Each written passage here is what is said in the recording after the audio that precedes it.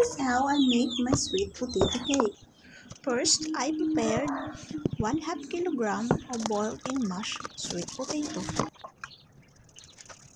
Next, let's combine all the dry ingredients. 2 cups of all-purpose flour, 1 cup of white sugar,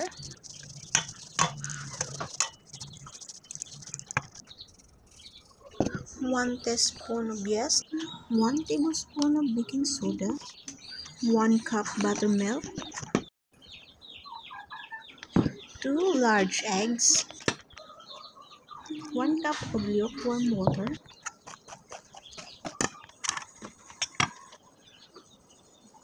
and 1/2 cup fresh milk.